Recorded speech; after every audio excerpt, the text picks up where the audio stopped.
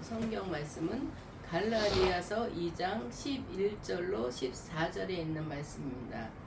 갈라디아서 제 성경에는 신약 성경 303쪽에 있습니다. 갈라디아서 2장 11절로 14절에 있는 말씀입니다.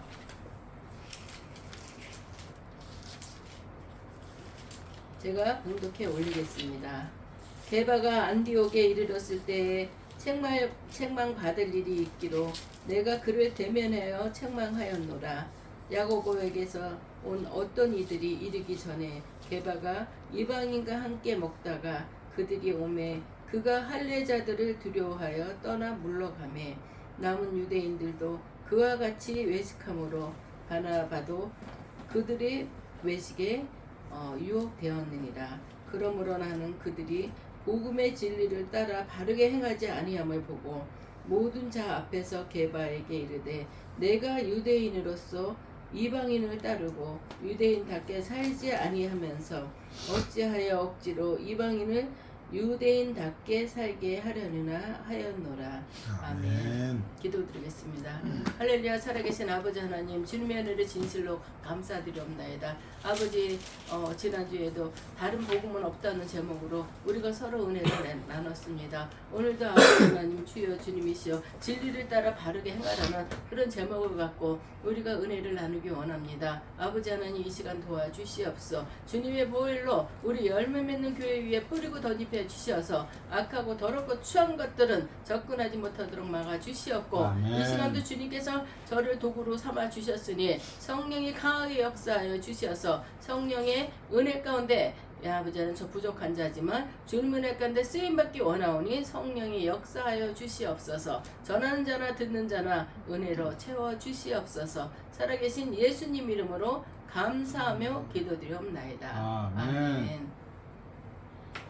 진짜 우리가 지금 몇 주 만에 만났죠? 4월 첫째에 만났고 둘째 주, 셋째 주는 우리가 또 코로나로 인해서 예배를 못 드리고 어쨌든 오래간만에 만나니까 반갑게 기다려주고 그래도 하나님의 은혜 가운데 이렇게 같은 코로나를 알았음에도 불구하고 독하지 않고 순하게 넘어갈 수 있다는 거, 이게 참 감사하네요. 그렇죠? 우리는 예수 믿는 건 받은 거 많도다 말씀하신 것처럼 어떤 삶 가운데서도, 우리의 삶 가운데서도 우리 예수 믿는 자들은 사소한 일에서도 이렇게 하나님이 역사해 주시는 건 우리는 느낄 수가 있어요. 어떤 사람은 코로나 때문에 아주 죽을 뻔했다고 그러는 사람도 있고, 또 사람마다 약간의 차이는 있겠지만 우리 성도님들은 정말 이 코로나가 순탄하게 이렇게 넘어갈 수 있다는 것이 하나님한테 아주 너무너무 감사하다는 그런 생각이 들었습니다. 우리가 살아가면서 실수 안 하고 사는 사람이 있을까요? 없죠. 크고 작은 실수들을 우리는 해요. 왜 하죠? 그렇죠. 사람이라서. 맞아요. 우리 완벽하지 않기 때문에, 사람은 완벽할 수가 없어요. 완벽하지 않기 때문에 우리는 실수를 하게 되는 거예요. 때로는 어떤 사람이 실수했더라도 그래, 사람이니까 그럴 수 있어, 그 사람 입장에선 그럴 수 있어 이러고 용서해주고 그러려니 하고, 내 속은 좀 쓰리지만 그러려니 하고 넘어갈 때도 우리는 있습니다. 우리가 지난 날들을 이렇게 돌이켜 볼 때 우리가 실수했던 적, 이런 걸 생각이 날 때는 순간적으로 내가 왜 그랬지? 스스로가 창피해요. 혼자서 생각하고 혼자서 느끼는 거지만 그때 내가 왜 그랬지? 나 지금 왜 이렇게 모질라? 그러면서 내가 스스로 창피할 때를 느낄 때도 있습니다. 그거는 저뿐만이 아니라 사람이라면 누구나 다 실수할 땐 그게 실수인지 모르고 하는 거예요. 그렇기 때문에 우린 그런 생각이 들 때가 있고, 또 그런 거 갖고 후회하면서 또 그게 또 그걸로 인해서 내가 더욱더 성장하는 계기가 될 수도 있는 거죠. 우리가 이런 거를 요새 쓰는 말로 흑역사라고 그러죠. 그죠? 이거는 부끄러운 일들은 흑역사라고 우리는 얘기하고 있는 것입니다. 우리가 성경에 나오는 인물들은 실수가 없을 것 같으죠. 그렇지만 성경에 나오는 인물들도 흑역사가 있습니다. 하나님은 완벽하시지만 하나님 한 분만 완벽하신 거예요. 하나님은 완벽하시지만 사람은 완벽하지 않기 때문에 하나님이 사람들과 함께한 그 성령의 이야기는, 성경의 이야기는 사람들의 실수와 실패로 가득한 또 흑역사가 있는 걸 알게 됩니다. 그런데 사람들의 실패로 가득한 성경의 흑역사는 다른 측면에서 바라보면 하나님의 놀라운 은혜의 역사이기도 합니다. 흑역사라고 우리는 바라보게 되지만 이 가운데서도 하나님은 역사하고 계시다는 것을 우리는 느끼게 됩니다. 하나님이 실수투성인 사람들을 통해서 하나님의 뜻을 이루시고 하나님의 크고 놀라운 계획을 또 이루어 나간다는 것을 우리는 알게 됩니다. 우리 각 사람의 인생을 생각할 때도 마찬가지예요. 우리가 스스로 생각하기에 이거 흑역사야, 나 이거 아주 기억하기도 싫어, 이런 일들도 많이 있을 거예요. 그렇지만 이 가운데서도 하나님은 하나님의 주권대로 그 일을 처리하고 사용하고 계시다는 것을 우리는 알아야 됩니다. 내가 볼 땐 저 사람 저런 부분은 짜증날 수 있어요. 그렇지만 하나님은 그 부분을 가지고 또 역사하셔서 새롭게 사람을 만들어 놓고 이 모든 것들이 하나님의 역사에 부합하게끔 만들어 놓으신다는 것을 우리는 알 수 있습니다. 오늘 우리가 살펴본 본문도 그래요. 베드로의 안 좋은 이야기들, 지금 생각하면, 베드로도 생각하면 내가 왜 그랬지? 이러고 조금 좀 창피하거나 그런 생각이 들지 않을까 싶습니다. 바울은 갈라디아서 교회에서 자신의 간증을 시작하는 거예요. 사도 바울은 유대인이 아니었어요. 그리고 사도 바울은 이방인을 전도하기 위해서 많이 그쪽으로 이렇게 애를 썼던 사도였고, 근데 갈라디아 교회에서 자신이 간증을 시작하면서 자신이 그들에게 전한 복음과 사도 직분을 변호합니다. 그리고 바울은 자신의 간증을 마무리하면서 베드로의 잘못된 것을 얘기하고 있어요. 사람들 많이 모였는데, 성도들 많이 모였는데 여기서 바울이 베드로를 책망하는 거예요. 따져보면은 베드로는 유대인이에요. 유대인이고 베드로는 사도 바울보다 한참 위에 사람이에요. 그리고 사도 바울은 예수님을 죽이려고 쫓아다닌 사람인데 예수님을 만남으로써 이 사람이 주님을 믿고 내가 만난 주님은 이러한 분이라고 나가서 전했던 전도자입니다. 그러면 누가 권위가 높겠어요? 근데도 사도 바울은 자기 간증을 통해서 그걸 마무리하다가 베드로의 잘못된 것을 지적하며 책망했다는 것을 성경은 얘기하고 있습니다.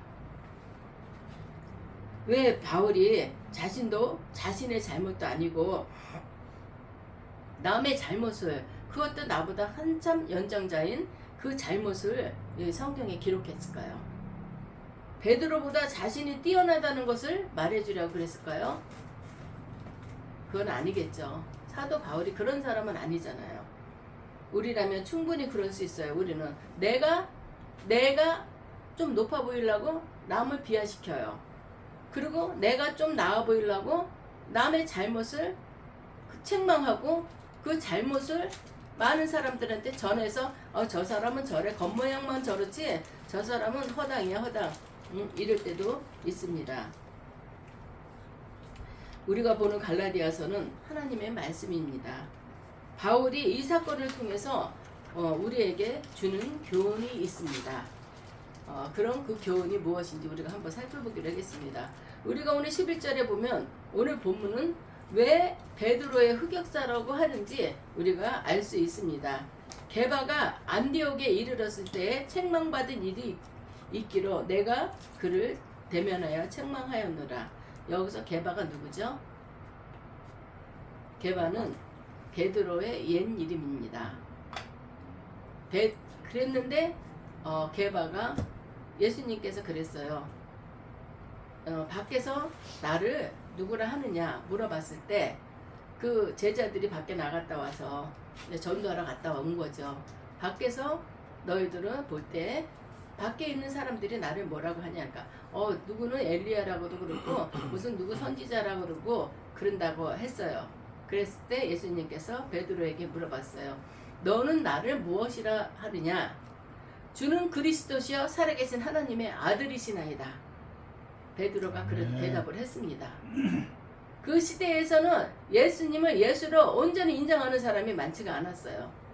그리고 예수님의 제자들도 예수님이 하나님의 아들이라는 사실보다도 예수님이 내가 왕이라고, 그러니까 이 사람을 쫓아다니면 나도 무슨 한 자리 줄까, 내가 정신적으로 육체적으로 무슨 도움을 받을까, 이래서 쫓아다녔던 사람들이 많거든요. 근데 베드로는 주는 그리스도시여 살아계신 하나님의 아들이시나이다, 그렇게 얘기했어요. 그랬을 때 예수님께서 게바한테 네 말이 맞다. 너는 이제 게바를 하지 않고 베드로로 하겠다. 베드로란 뜻은 반석이란 뜻이에요. 너는 이제 반석이야. 네 위에 내가 교회를 세운다 그랬어요.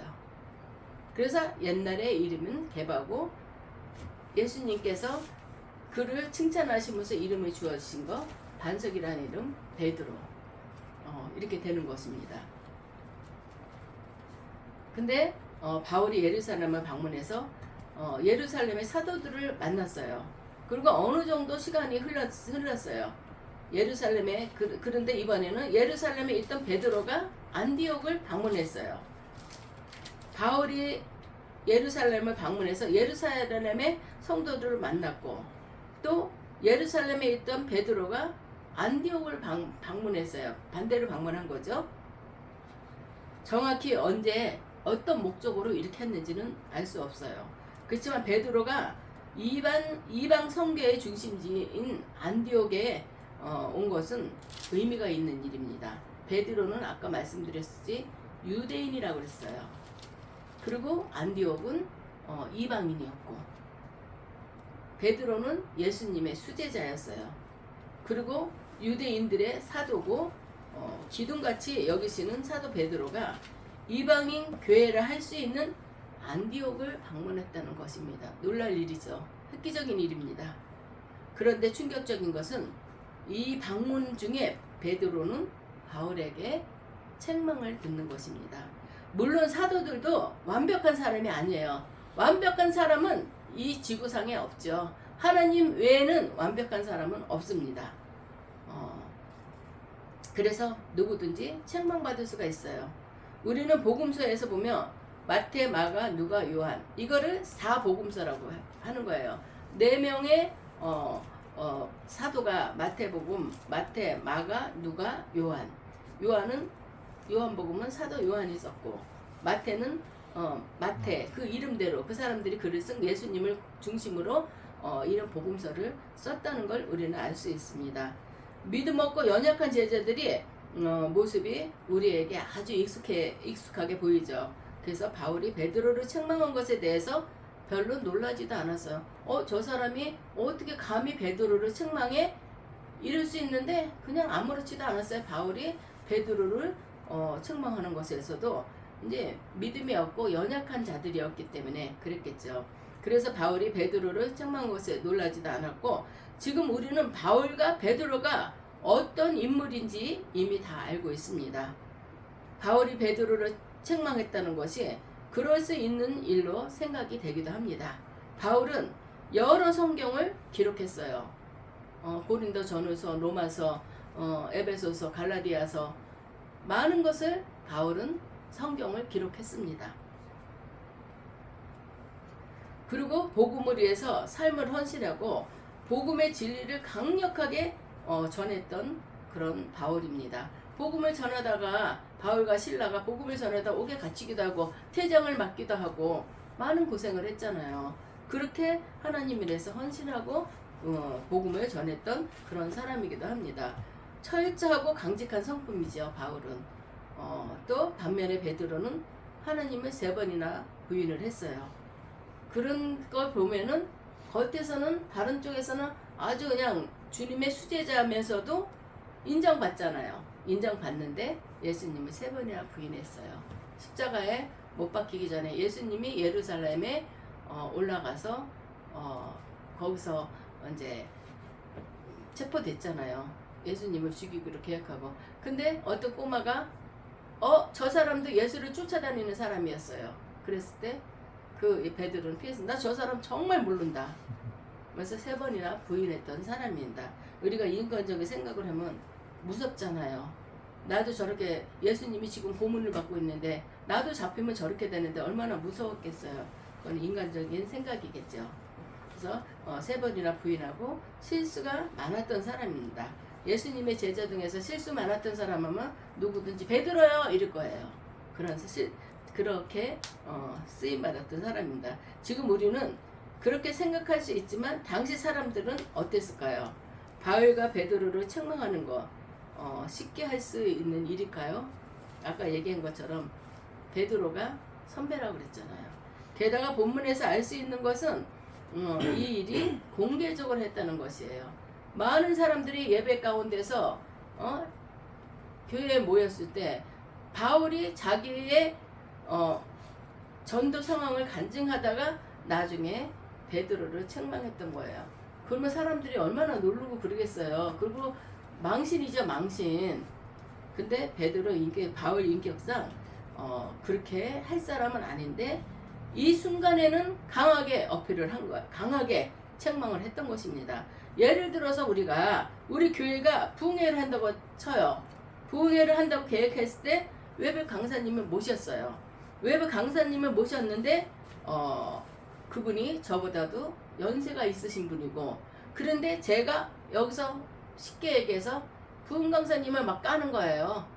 이분은 돈 걷는데 선수고 이분은 어쩌고 저쩌고. 그랬다면 그게 말이 되는 겁니까? 안 되죠. 거기서 맞아, 우리 목사님 강하고 담대해, 잘했어 이럴 사람은 없는 거예요. 인격적으로도 그건 잘못된 것이죠.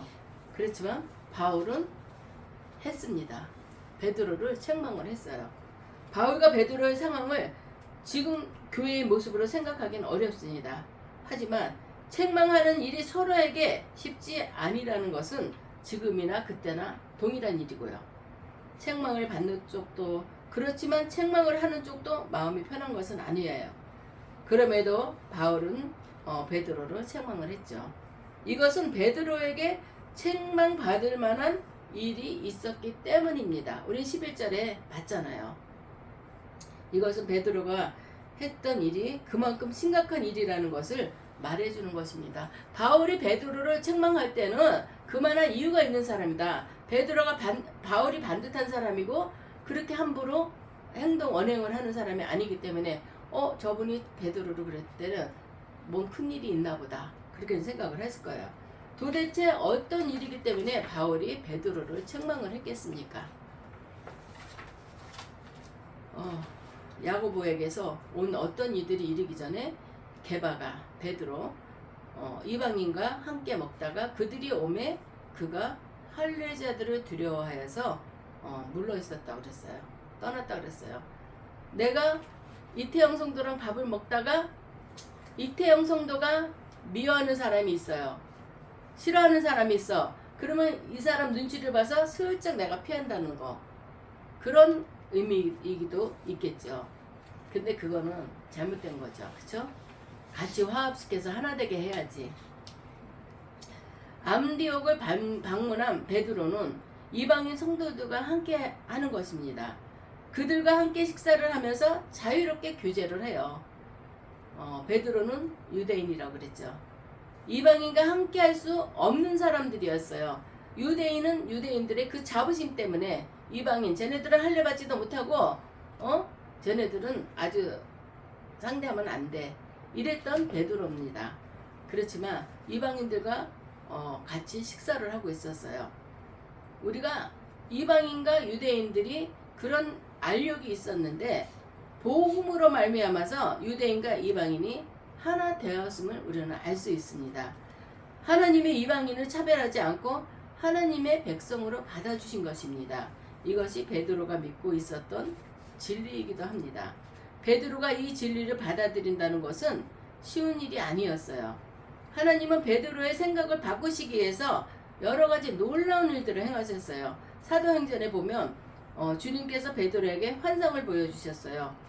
율법에서 금하고 있는 짐승들을 이렇게 큰 망으로 하늘에서 내려오면서 여기서 먹지 말라는 짐승들 있잖아요. 당 뭐 이런 것들을 보내주셨어요. 그래서 이거를 먹어라 그랬더니 베드로가 저는 그 음식을 먹을 수가 없습니다. 하나님이 먹지 말라고 그랬으니까 나는 먹을 수가 없습니다. 그랬어요. 그래갖고 3번이나 그것을 부인한 적이 있었는데, 율법에서 금하고 있는 짐승들은 나는 먹을 수 없다고 그랬는데 하나님께서는 이거 먹으라고 계속 보여줬어요. 3번이나 환상을 보여주신 후에 성령이 친히 말씀하셔서 베드로를 이방인의 집인 고넬료의 집에 보내셨어요. 베드로가 고넬료 집에 모인 사람들에게 이렇게 얘기합니다. 유대인으로서 이방인과 교제하며 가까이 하는 것이 이범인 줄을 너희도 알거니와. 내가 유대인인데 너네와 같은 이방인하고는 같이 할 수가 없다. 그런데 이게 율법인지 알면서도 내가 여기에 왔다. 왜? 여전히 베드로는 유대인이 이방인과 하나하는 것 같이 한다는 것을 율법이라는 것을 믿었고 할 수 없는 일이라고 생각을 했어요. 하지만 이방인들이 복음을 들었을 때 성령님이 그들에게 임하시는 모습을 봤어요. 이방인이지만 내가 복음을 전했을 때 하나님의 의가 나타나고 믿음이 그들에게 복음이 들어갔은 거를 베드로가 봤다는 거예요. 그랬을 때 이방인이나 유대인이나 온전한 복음을 심어줘야 되겠다. 그거를 베드로는 말하고 있는 것입니다. 베드로가 그거를 보면서 하나님이 환상으로 보여준 이 짐승들, 먹지 말라고 금한 짐승들을 율법에서 금하고 있는 짐승들을 넌 먹어라 했던 것을 그 의미를 깨달은 거예요. 이방인에게도 똑같은 복음을 전해야 되는구나. 우리는 이것을 편견을 가지면 안 된다. 이걸 깨달아고 고넬료의 집에 갔던 것입니다. 근데 하나님의 은혜로 이방인에 대한 생각을 바꾸고 진리를 알게 된 베드로는 이방인과 함께하는 자가 되었어요. 그래서 안디옥에서 자유롭게 이방인들과 함께 하며 식사를 했던 것입니다. 얼마 후에 야고보에게서 사람들이 많이 왔어요. 이제 유대인이 왔다는 것입니다. 예루살렘에 안디옥으로 온 사람들이에요. 아마 이 사람들은 이방인도 할례를 받으며 율법을 지켜야 한다고 주장했던 사람들이겠죠. 그런 사람들이 왔어요. 이들이 오기 전까지 베드로는 자유롭게 이방인과 함께 먹고 마시며 생활을 하다가 그 사람들을 보자마자 거기서 슬쩍 베드로가 빠져나오는 거예요. 여기서 보면은 베드로가 그날 하루 같이 밥 먹은 게 아니라 그들하고 같이 생활했던 것을 보여주고 있어요. 근데 이방인을 대하는 태도가 변했어요. 그 다음부터는. 그리고 뒤로 물러나기 시작합니다. 자신의 이방인들로부터 분리했던 거예요. 나는 유대인이다. 나는 니네들하고 가까이 할 수 없다. 물러난 거예요. 베드로가 안디옥에서 했던 일은 이방인들과 밥을 먹다가 예루살렘에서 까다로운 사람들이 오니까 잠깐 자리를 피한 정도의 일입니다. 우리가 보면은 일제시대 때 보면은 우리가 해방되고 6.25까지 치렀는데 일제에 동조하던 사람들이 막 장관 뭐 다 고위공직에 올라가 있어요. 근데 하는 말들이 그 시대에는 시대가 그랬기 때문에 할 수 없었다. 이렇게들 얘기해요. 그렇지만 그건 아니죠. 그럼 독립운동가가 왜 있었겠어요? 내 목숨 아깝지 않는 사람이 어디 있겠어? 그렇지만 나는 대한민국 사람이고 일본의 압제를 받는 게 싫어하고 그래서 우리나라는 독립을 해야 되겠다 하고 목숨 바쳐서 했던 사람의 그런 거 생각을 안 하고 일제시대 때 아부하며 손바닥 비벼가며 그런 사람들이 다 고위공직에 올라가 있었던 거 아니에요. 어떤 상황에서도 우리는 정체성을 지켜야 되는 것입니다. 우리 대한민국 사람이라면 대한민국의 그 명예를 가지고 나는 이 나라 이 민족을 위해서 헌신할 줄 알고 그래야 되는 것입니다. 근데 오늘 베드로가 했던 행동은 이방인에게도 주님의 복음이 들어갔고 성령이 임하는 걸 알면서도 누가 나를 책망할까봐 저 유대인이 이방인하고만 저렇게 어울려 나를 책망할까봐 슬슬 뒤로 빠진 거였어요. 얼마나 야비해요. 그쵸? 이랬던 걸 지금 성경은 말씀하고 있는 거고, 이것에 대해서 바울이 베드로를 책망하고 있었던 거예요. 하나님께서 너에게 보여주지 않았냐? 너도 환상을 보고 그 다음에 고넬료의 집에 갔고 또 이방인들과 어울리며 식사도 하고 교제를 나눴는데 그 사람들을 보고 두려움이 앞섰던 거예요. 이런 걸 볼 때마다 조금 사람이기 때문에 그럴 수 있다는 생각이 들어요. 그렇지만 하나님이 보여주시고 들려주시고 역사해 주시는 걸 보고 듣었어요. 그런데 이렇게 했다는 것은 우리가 좀 안타까운 일이긴 합니다. 그렇지만 이제 이방인과 식사하는 것이 익숙해져 있었던 그런 상황이었고, 예루살렘에서 사람들이 왔고 그때부터 베드로가 달라지기 시작했고 이방인을 태하는 태도가 변했고 뒤로 물러서는 일들이 생겼다고 했습니다. 예루살렘에서 까다로운 사람들이 오니까 잠깐 자리를 피한 정도라고 이렇게 얘기를 하는데 교회를 나눌 수 있는 일이고, 이것 베드로가 했던 행동은 교회를 나눌 수 있는 일이 됐어요. 유대교와 이방인으로서 이렇게 나눌 수 있는 일이 되었습니다. 또 복음에 율법을 추가할 수밖에 없는 그런 위험한 일이 되기도 했습니다. 우리는 이방인에게도 복음을 전했어요. 그렇지만 유대교에서는 그 율법을 중요시했어요. 우리가 율법으로 우리가 구원을 받는 게 아니라 예수 그리스도의 복음으로 우리가 구원을 받는 겁니다. 지난주에 설명에도 우리가 다른 이름으로는 구원받을 수 없어요. 다른 복음은 없다고 그랬거든요. 예수님 외에는 다른 복음은 없다고 그랬는데 베드로가 한 행동은 예수님의 복음에다가 유대교의 율법을 집어넣으려고 하는 거예요. 그러면 이건 안 되죠. 구교와 신교가 믹스가 된다는 것은 안 되는 일입니다. 이방인의 사도였던 바울이 이 사실을 알고 가만히 있을 수가 없어요. 유대인이든 이방인이든 차별 없이 하나님의 백성이 되는 것은 복음의 진리를 우리가 도전하는 일이고, 유대인과 이방인이 분리가 되어서 이방인을 향한 사역이 잘못된 방향으로 나갈 수 있는 위기 상황이라고 할 수 있습니다. 그래서 베드로가 책망을 받을 수밖에 없었던 일입니다. 또 한 가지로는 베드로가 왜 또 책망을 받았냐면, 베드로가 그 상황에서 베드로가 거물이에요, 거물. 베드로가 회당 마장에서 예수님의 복음을 선포할 때 3,000명 막 이런 사람들이 듣고 회개하고 교회에 들어오고 이랬어요. 그러니 얼마나 영향력 있는 사람이에요. 대단한 사람이에요. 그랬을 때 베드로가 이렇게 너희들은 복음만 받아들일 게 아니라 유대인의 그 유대교의 율법까지도 해야지 된다. 이렇게 얘기를 한다면은 그 행동이 그렇게 나온 거예요. 그러면은 교인들이 생각할 때, 저 사람 베드로는 대단한 사람이야. 저 사람 설교를 주고 3,000명이 막 한 번에 3,000명이 들어왔는데, 지금은 사람이 많아서 그렇다 치지만은 그때 그렇게 사람 많지 않잖아요. 근데도 3,000명이나 회개하고 돌아왔거든요. 저런 영향력 있는 사람인데 저분이 말실수를 하면은, 행동으로 실수를 하면은 종교가 위협을 받게 돼요. 그러니까 사도 바울이 사람들이 있지만 그거를 책망한 거예요. 예수 외에는 다른 복음은 없다는 것을 사도 바울이 다시 설명을 하는 거죠. 그랬을 때 우리가 보면은 성경 말씀을 보게 되면은 지난번에도 바울이 갈라디아에다 교회를 세웠어요. 그래서 예수님 외에는 너희가 구원받을 수가 없다. 그리고 복음을 전하고 교회를 세우고 갔는데 바울이 없는 사이에 거기 이단들이 들어온 거예요. 이단이라는 게 뭐냐면은 다른 복음을 전하는 거. 그러니까 유대인들이 들어와서 예수 이름으로 그것만 갖고 그건 복음이 아니다. 너희는 율법을 해야지 된다. 그래갖고 갈라디아 교회에 있는 사람들은 두 패로 나누게 되는 거예요. 다 분산을 일으키고. 그래서 바울이 다시 이쪽으로 와갖고 아니다. 예수님 외에는 너희들을 죄에서 구원해 줄 자가 없다.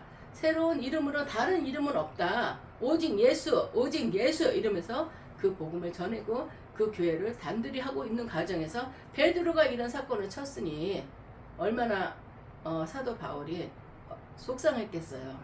그래서 이렇게 책망하는 일들이 생겼던 것입니다. 우리가 이런 걸 볼 때마다도 그래, 이 말씀을 보면서 그런 생각을 했어요.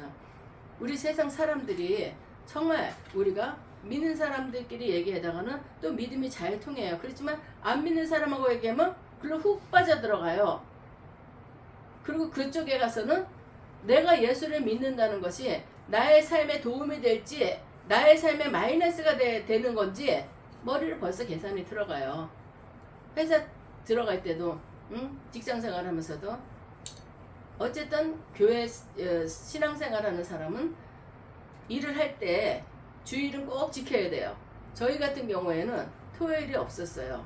주일만 하루 쉬는 거지. 근데 바쁘면은 또 주일날도 와서 그 업무가 조금 밀린 거 있으면 해야지 되고 그랬어요.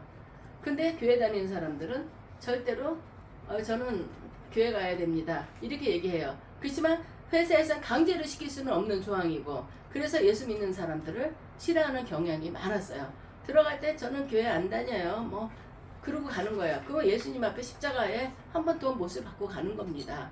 근데 베드로도 왜 이렇게 예수님을 3번이나 부인했겠어요? 내가 예수님을, 맞아요, 내가 예수님 수제자예요. 예수님은 정말 하나님의 아들이십니다. 자기가 얘기했잖아요. 주는 그리스도시여 살아계신 하나님의 아들이시나이다 얘기했어요.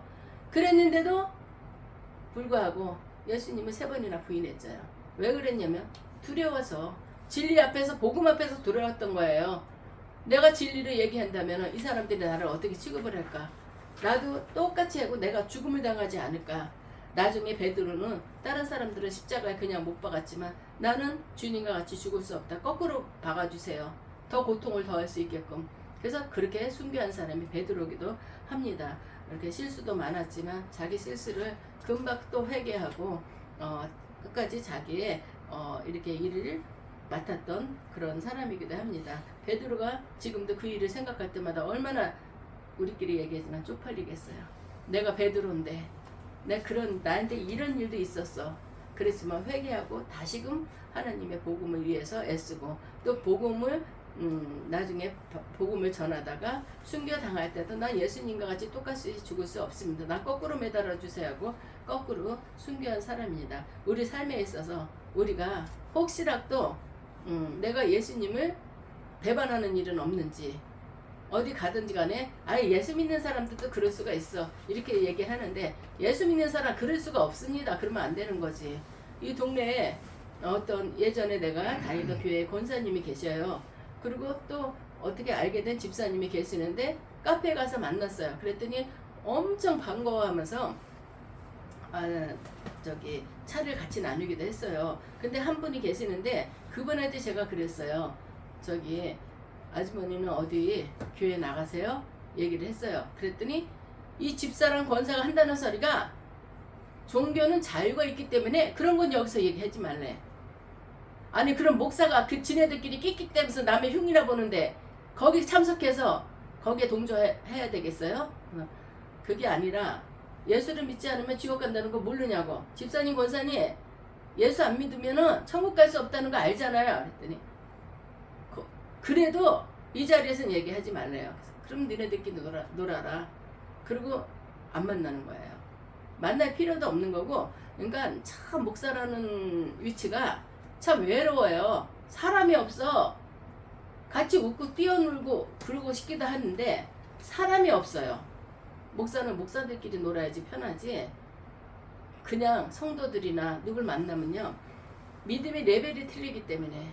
근데 오늘 말씀처럼 우리가 바울이 그 상황을 베드로의 인격을 생각하고 베드로의 그 위치를 생각한다면 그 사람을 품어줬어야 되겠지만 이걸로 인해서 종교가 둘로 또 갈라질 수밖에 없는 그런 상황이 됐기 때문에 이렇게 책망해서라도 사람을 고치고 사람들의 생각을 바꿀 수 있도록 우리가 했다는 거에 대해서 우리는 베드로를 높이 평가해야 되겠습니다. 우리가 진리가 너희를 자유케 하리라 했어요. 진리가 무엇입니까?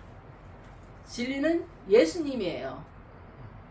우리가 진리를 예수님을 따르는 곳에서는 우리의 행동도 바르게 옳은 길로 가야 될 줄 믿습니다. 어떠한 네. 상황에서도 우리는 우리의 가치관을 변질되지 않게 하고 예수님의 복음을 헛되게 하는 그런 자들이 아니고 복음을 전하고 증거하고 영혼을 살리는 우리 모두가 되기를 예수 그리스도의 이름으로 축원합니다. 아멘. 기도하겠습니다. 할렐루야. 살아계신 아버지 하나님, 주님의 은혜를